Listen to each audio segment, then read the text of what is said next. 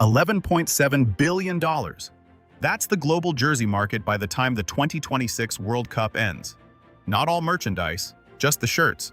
120 million replicas will sell in 4 weeks, each one priced between $100 and $175. But here's something that might surprise you. The production cost runs $3 to $7. On Alibaba right now, same look, same colors, same crest, same player name, same number, $6.99.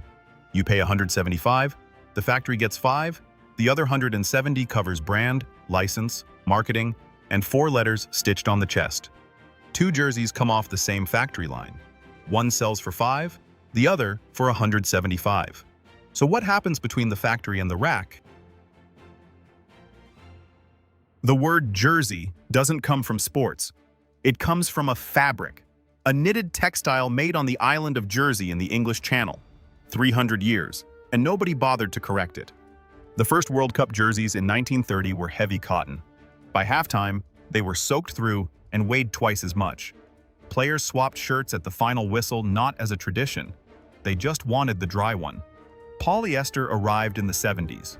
Lighter, cheaper. It didn't hold sweat. It also didn't breathe. By the 80s, the jersey stopped being a uniform and became a billboard. Logos got bigger, sponsor deals got bigger. The shirt wasn't about performance anymore. It was about who paid to be on it. Then 2 things happened. In 2010, Nike introduced dry-fit jerseys made from recycled plastic bottles, 12 bottles per shirt. The performance angle was back. And in 2026, Nike rolled out Aero-FIT, its most engineered jersey template ever. Every zone of the shirt designed around how a player's body actually sweats. 6 years of development involving player input at every stage. Now here's the kicker. Nike doesn't just make jerseys, it pays for the right to make them. Every national team charges Nike or Adidas a fee, tens of millions a year, just to put the swoosh or the 3 stripes on the chest. Germany wore Adidas for more than 70 years. 4 World Cup titles, 8 European championships, an entire national identity built around 3 stripes. In 2024, Nike offered €100 million a year, double what Adidas was paying. Germany took it. Politicians called it unpatriotic. The economy minister said he couldn't imagine a German jersey without 3 stripes. But Nike wrote the bigger check. And that check doesn't come from Nike's pocket. It gets baked into every shirt on the rack. Part of your $175 is paying the fee Nike owes Germany for the right to sell it to you. So, if $170 goes to the brand, what does the factory actually do for $5? Every jersey on Earth, World Cup or Weekend League, starts the same way. Small plastic pellets, each one the size of a grain of rice, get dumped into a heated machine at 260 degrees Celsius. They melt into a thick liquid that gets pushed through a metal plate punched with thousands of tiny holes. What comes out the other side looks like hair, thin, glossy threads, cooling in the air as they wind onto giant spools. Those threads get dyed to each nation's colors in steaming vats at 130 degrees for 60 to 90 minutes. Up to this point, a $5 jersey and a $175 jersey have traveled the exact same road.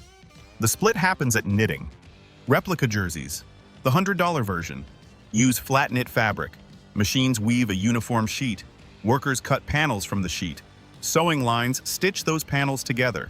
Logos get embroidered or sewn on. Names and numbers get heat pressed at 160 degrees Celsius for 12 seconds. Fast, simple, thousands per shift. But here's the thing.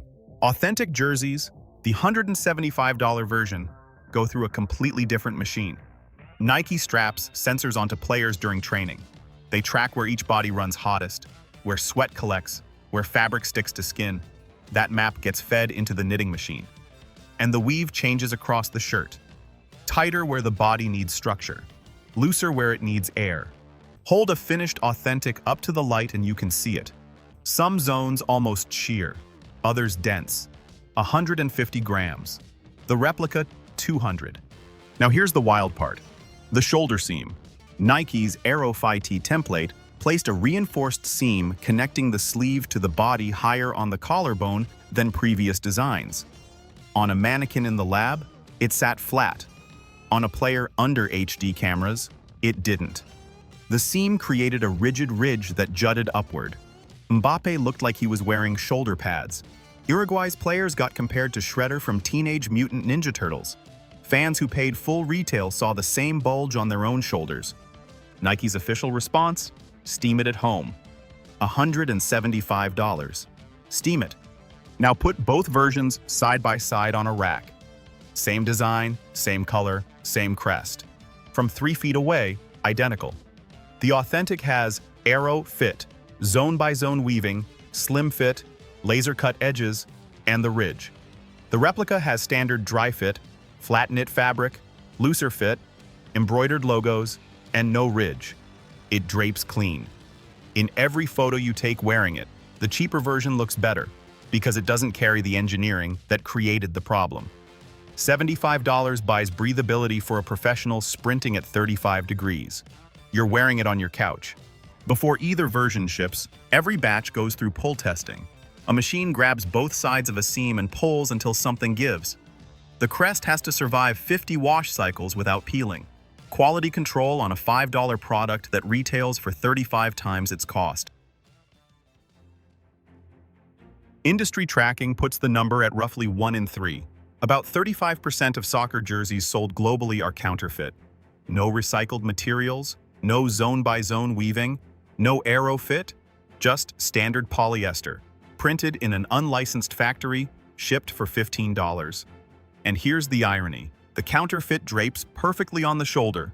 No ridge, no reinforced seam, no bulge. A $15 fake accidentally solves the problem that a $175 authentic created. There's another layer. Nike's stock has dropped more than 30% this year. Revenue is expected to fall 2 to 4% this quarter.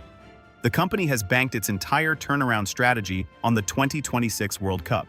Nearly $5 billion in marketing spend. The jersey you buy isn't just paying for fabric, it's funding a company that's trying to save itself. So let's go back to that rack.